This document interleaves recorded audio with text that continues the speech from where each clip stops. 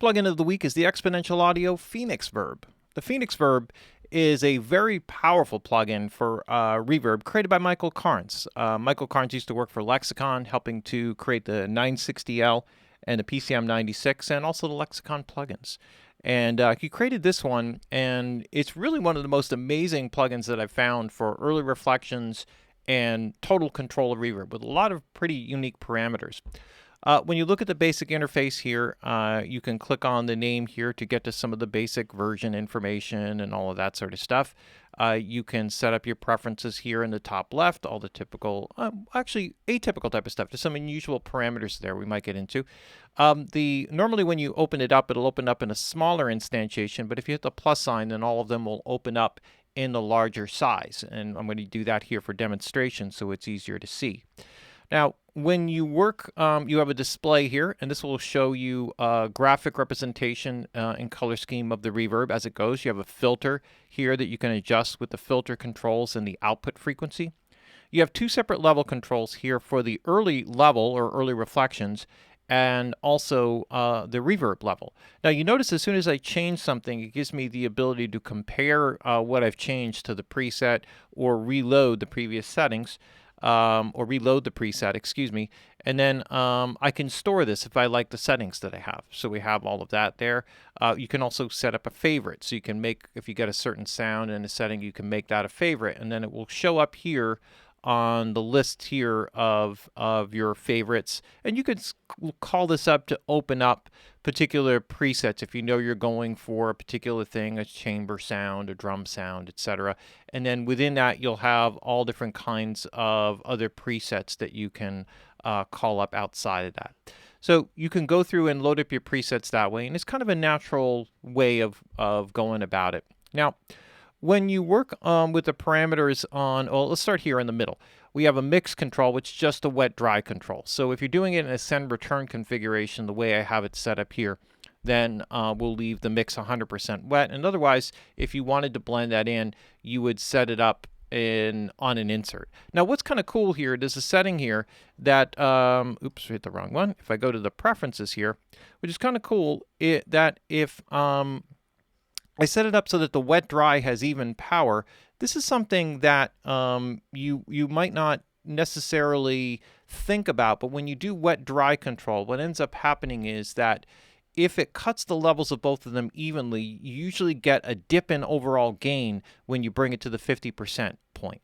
And what that does is it gives it more of a power shape where it kind of keeps the overall power or strength when you get to like a 50-50 level. And you may have noticed that with certain parameters and wet dry plugins and things like that. But that's kind of a cool feature. So I thought I'd point that out. There's a pre-delay here, which is pretty much pre-delay before the onset of reverb. And then you have the reverb time control here. So we could set the reverb time here. There are 3 pages of parameters that you can get to here. Under Reverb Attack, you can set the reverb type. So in this case, I'm going to go with a chamber sound. It's going to be for drums. We're just going to run some drums through it a little bit so you can get an idea of what that's like. And we can toggle through these changes or switch between them after we kind of set something up. There's a really cool, also another feature in here, which is to set a diffusion characteristic for the sound. And it can be somewhat subtle, or you can hear it pretty well depending upon, you know, how dialed in the sound is. And what this does is it sets the diffuser size, the size of the diffuser and the amount of diffusion coming from that. So this kind of helps to shape the character of the diffusion. So if you're not familiar, diffusion is like a density of the reverb, the number of reflections. So if you have any uneven surfaces in a space, when the sound hits it, it will spread out unevenly, creating kind of more reflections or more interference patterns. And those reflections become more and more densely packed together. And that is called diffusion, sometimes called density. Now, what's unique about this is that you have a reverb attack control.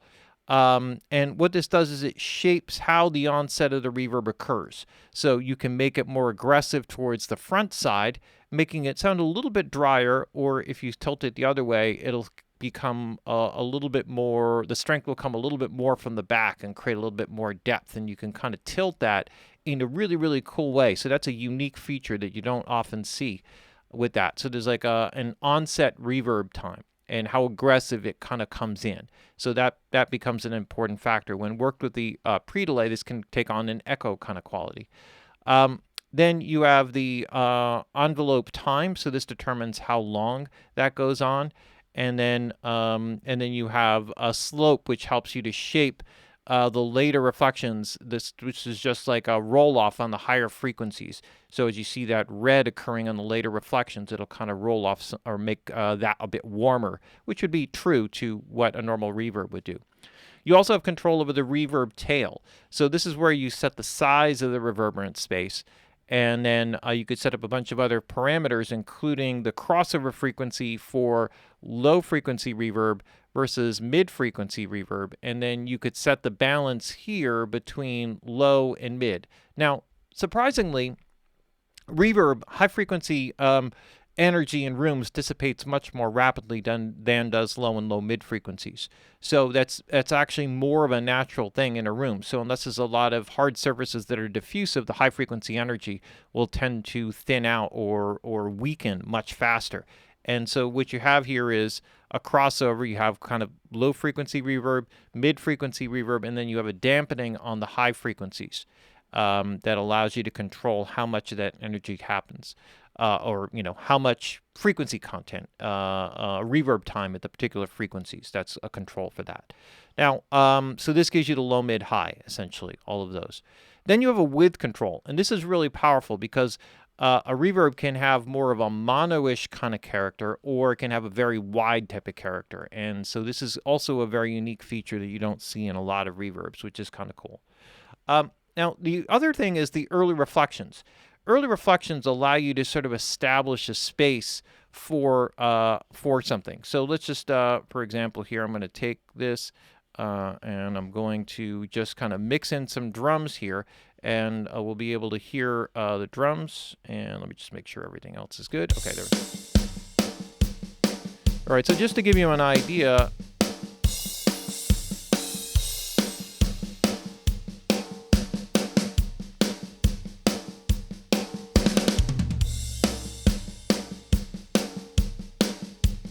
I'm going to exaggerate a little bit so I can set a time.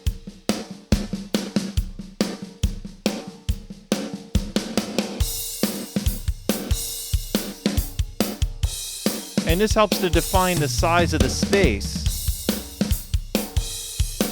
Now, if I tilt this more towards the early attack, those later reflections are very quiet. Or I can make them really later.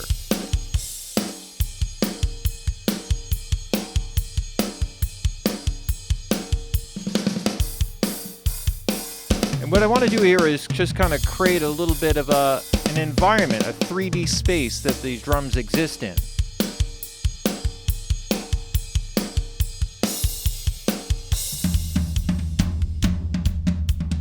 And then I'll kind of mix in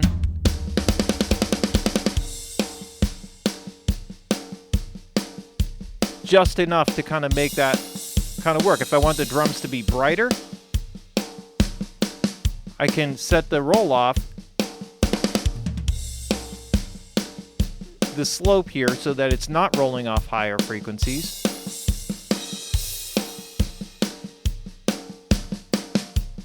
Or I can kind of warm it up.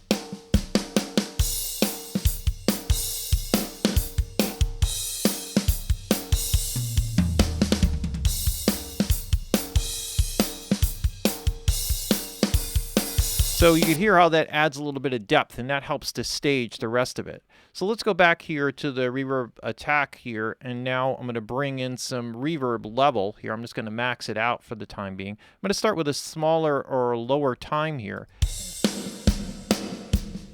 And here we could set the attack of the reverb.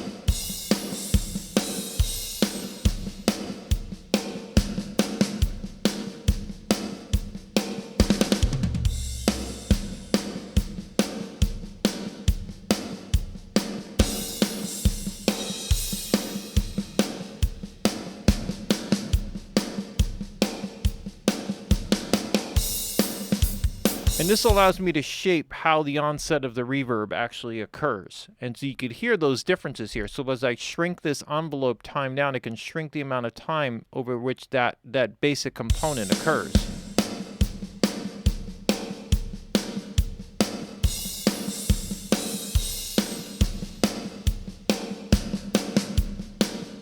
And I can dampen the latter part of that. Now, when I go to the reverb tail, I can actually help to shape this a little further by setting the size.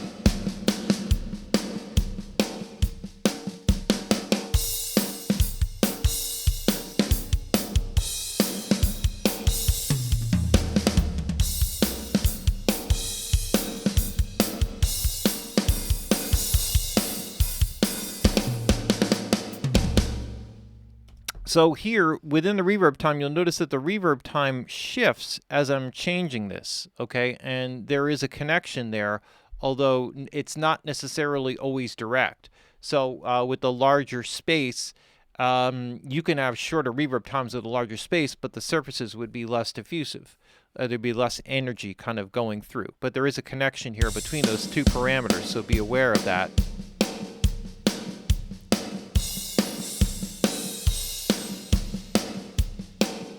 So I can set this, and now I can create a separation. So you'll notice here that the drums are attached to the reverb.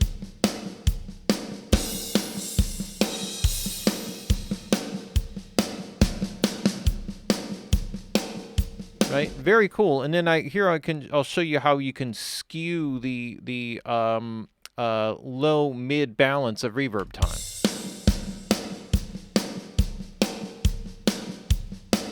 More snare energy.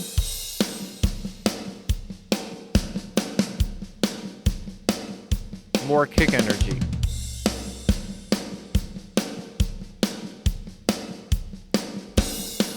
And then I can dampen the high frequencies, make it really dark.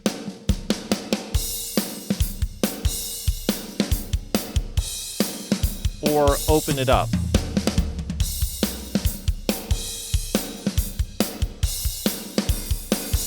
And then I can also filter the output of that reverb here.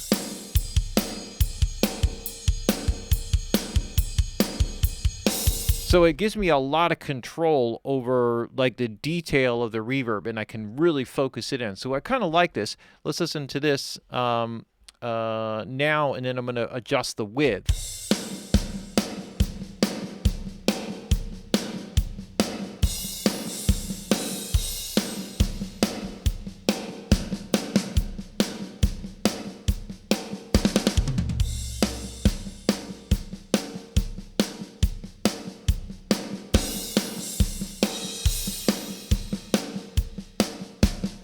And now if I hear...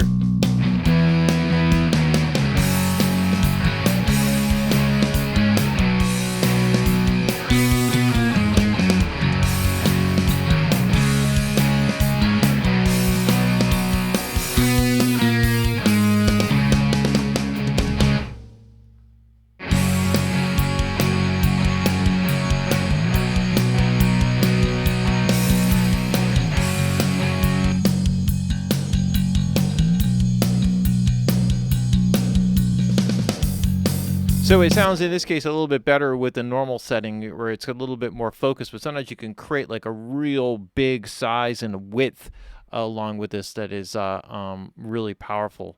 And incredibly, you could hear all of the richness and the detail. I mean, this is an incredibly detailed reverb. Like the precision of it is just insane.